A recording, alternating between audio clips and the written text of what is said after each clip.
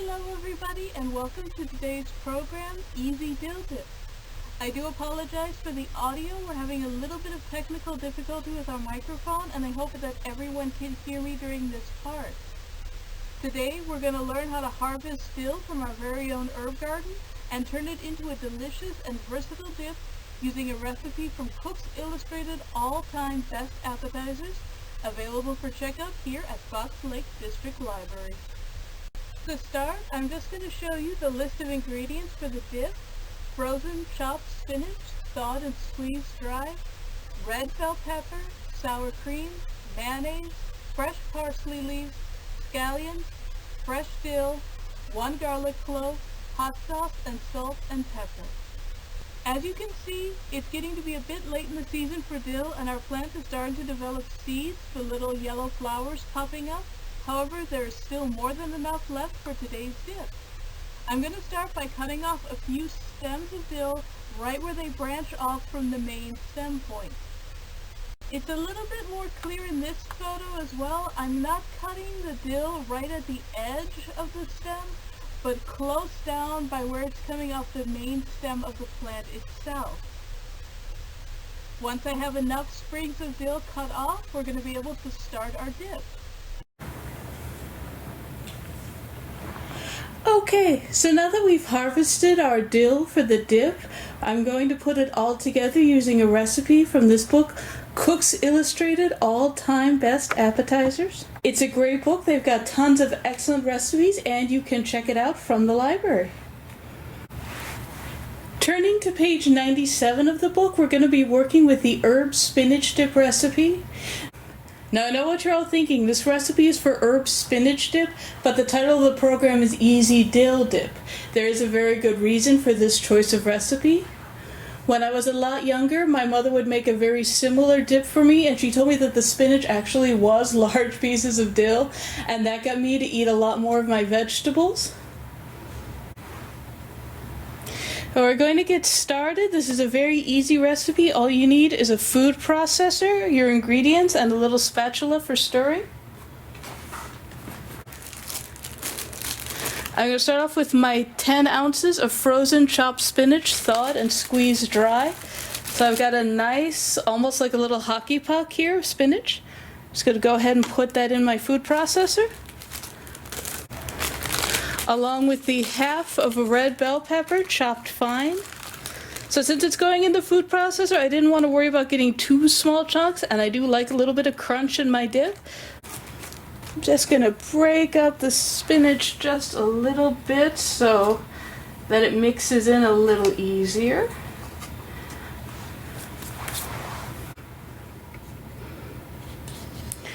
Okay, and then a half cup of sour cream. I'm using a light sour cream here, so it's a little extra healthy, but feel free to go ahead and use the regular version if you prefer. And a half a cup of mayonnaise. For this one, I'm also using a light mayonnaise, Hellmann's to be exact, but feel free to use your favorite brand. It is entirely up to you.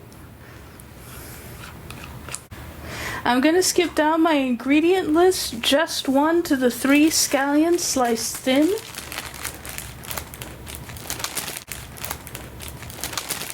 I bought some nice fresh green onions at the store and I just gave them a nice little chop so you can see nice thin pieces. I'm not a huge onion fan, so I did not include the green tops of the scallions, but you can feel free to do so if you like a lot of onion in your dish. I have 1 garlic clove minced. I bought a nice fresh garlic bowl and then just minced some nice pieces so it'll give it a lot of great flavor going into the dip. And now we're going to add our fresh herbs, the half a cup of fresh parsley leaves and the tablespoon of fresh dill. This is a fresh dill that we just harvested and then some parsley from our herb garden as well. I'm just going to go ahead and slip that in on the top and just go ahead and kind of nudge it on down since my little mini processor is getting rather full. The recipe does call for a 1/4 teaspoon of hot sauce. I'm not a huge fan of spicy myself, so I'm going to go ahead and leave that out. But if you like it, feel free to put it into your tastes. As the directions say, process all ingredients with half teaspoon of salt and quarter teaspoon pepper in food processor until well combined, about 1 minute. I'm going to be very unscientific and just go ahead and estimate with my grinder of salt that I'm getting the proper amount.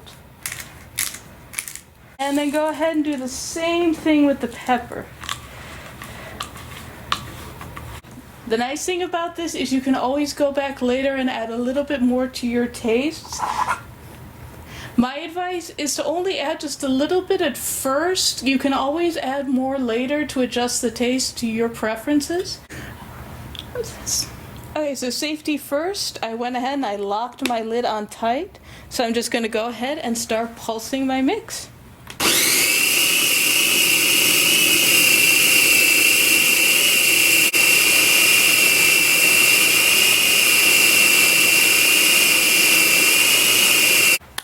It's been about a minute now, and you can really see how everything is mixed together beautifully, and it's turned a really lovely shade of green from the herbs and the spinach added to the dip.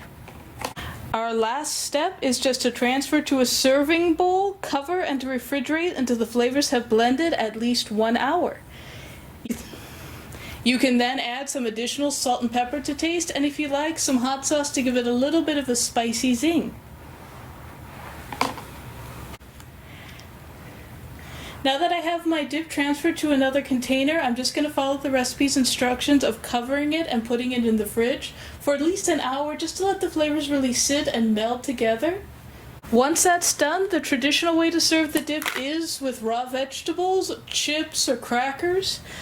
However, I've also found it works great as a spread on sandwiches or wraps.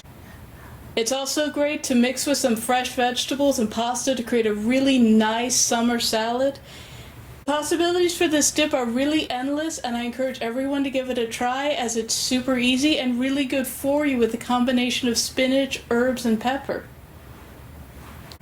Once again, it is available in the Cook's Illustrated All-Time Best Appetizers, so definitely put a hold on that book in the library's catalog and discover this and other amazing recipes.